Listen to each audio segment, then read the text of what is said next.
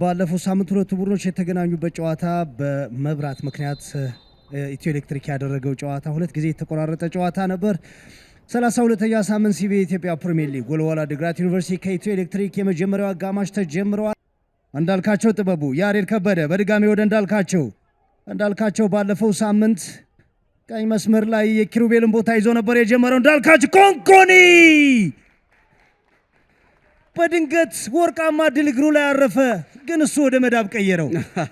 ጥሩ ማጥቃት እንዳልካቸው በጣም ቆንጆ ቢላፕ ነው የተመለከትነው። አብዱ ያሬድ በተለይ ከጀርባ የሚሰጣቸው ኳሶች ኮንኮኒ የመጀመሪያ ኳስ ሙከራ ይመስላል እንዳልካቸው ግን ኮንኮኒ ደብለም ስትሬች አድርጎ ኳሱን ለመያዝ ነበር የሞከረው። ደገፍ ማድረግ የፈለገ ይመስላል። የመጀመሪያው ቆንጆ አጋጣሚ ሳጥኑ ስለወልዋሎ ያ እንዳልካቸው ወደሚታይ በጣም ፐርፌክት የሆነ ኳስ ወደ ሳጥን ሌላ ኳስ ሰመራ ሀፍታይ ከአሸናፊ ጥሩነህ ጋር ሰመራ ሀፍታይ ኮንኮኒ ያስቆጠረው የመጀመሪያውን ኳስ ዩሱፍ ሞሮ ለመመለስ እድል ነበረው። ሁለተኛ ኳስ ከለላ የሚሰጠው ተከላካይ ቦታው ላይ አልደረሰም። ኮንኮኒ ሀፊዝ በድጋሚ ሌላ እድል ነው ያገኘው። ሁለቱም ላይ የእንዳልካቸው ኳሶች በጣም ድንቅ ናቸው። ተመልከተ አሸናፊ ከሰመረ አሸናፊ በቂ ጥንካሬ አላሳየም። ሰመረ ኳሱን ማግኘት ችሏል። አብዱ ዩሱፍ ሞሮ ፈትኖታል። ዩሱፍ ኳሱን መያዝ አልቻለም። ስለዚህ ደረውን ኳስ በሚገባ ነው ኮንኮኒ ወደ ጎልነት ቀይረው። ተመልከት ሰመረ ጥሩ ኳስ የመጀመሪያ ሁለተኛ ንክኪው የመጨረሻ ሙከራው ደካማ ይመስላል። አብዱ ሰመረ ፊት ለፊት ነው የተመታው። ምናልባት ዩሱፍ ሞሬን ኳስ መቆጣጠር ይችል ነበር፣ እርግጠኛ አይደለም ይችል ይመስላል። ግን የተፋውን ኳስ በሚገባ ነው ኮንኮኒ በትክክለኛው ሰዓት ትክክለኛ ቦታ ላይ ተገኝቶ ጎል ያስቆጠረው። ከሰከንዶች በፊት አብዱ ያለቀለት ኳስ ነው የሳተው ከእንዳልካቸው የተላከ ኳስ። አሁን ግን ይህን ኳስ ወደ ጎልነት ቀይሮታል። ድንቅ አጀማመር ሆኗል። ሀብታሙ ሸዋለም ያሬድ ማነ ያሬድ ሳጥኑ ውስጥ አቤል ሀብታሙ ኪሩቤልና ነፃነት ገብረ መድህን አልተናበቡም። በመካከላቸው ሾልጦ ገብቶ አቤል በሁለቱ መካከል ሾልኮ በቀላሉ ነው ኳሱን ያገኘው። ኃይል አልነበረውም ኳሱ። ስተት ከባድ ሊሆን ይችላል ያልነበረ አብዱ ከዛ ሰከንዶች አልቆየም። ሙታካቧ ንቃት የጎደለው ግብ አጥባቂ ሲያስመለክተን ተመልከተ። ኤሌክትሪኮች በቁጥር በስተው ነው ያጠቁት። አሸናፊ ጭምር ወደፊት ጠጋ ብሎ ነው የተጫወተው።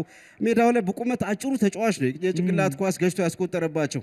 ያሬድ እንደተለመደው ኢንች ፐርፌክት ድንቅ ኳስ ነው ያዳነው። ነፃነት የመጀመሪያን ኳስ ማግኘት አልቻለም። ከፊቱ ከጌቱ ፊት አቤል ሾልኮ ወጥቷል። ተመልከት ኳሱ አንጥሮት ለምታት የሞከረው ኳሱ አልነጠረም። ሙታካቧ እግር ስር ነው ኳሱ ሄዶ የገባው። በጣም ፓወር የለውም የሚታይ ኳስ ነው። አሁን ከሩቅ ከመሆኑ የተነሳ አብዱ ሁለተኛ ዓለም ጦርነት ላይ ይመስላል። ሰመራ ሀፍታይ ከቢኒያም ጋር ወደ ኮንኮኒ ነበር የቀነሰለት፣ ግን ከጀርባ የመጣውን ያሬድ ማንን አልተመለከተውም። የረፍት ሰዓት ውጤት ወልዋሎ ዓዲግራት ዩኒቨርሲቲ 1 ኢትዮ ኤሌክትሪክ 1። ጥሩ ማስታወሻ የሚፈልግ ጨዋታ ነው። ፎቶ ጆርናሊዝም ቲቶ ባለሜዳ ነው። አዳማ የካሜራማን ባለሜዳ አለ። ዳሜ ተመልክተው ነው የሰመረን አይደል? በትክክል ደብዳቤው እጁን ነክቶታል፣ አልነካውም። ብሩክ እንዳለ ብሩክ ወደ መስመር ጥሩ ኳስ ለበየነ ባንጃ በየነ ወደ ሳጥኑ ኳስ እንዳልካቸው ጥበቡ ዛሬ ላሳለፈው ጥሩ ቀን የሚገባውን ጎል አግኝቷል። እንዳልካቸው ጥበቡ በመጀመሪያው አጋማሽ የመሪነት ጎል ሲቆጠር የኳሱ መነሻ የሱ እግር ነበር።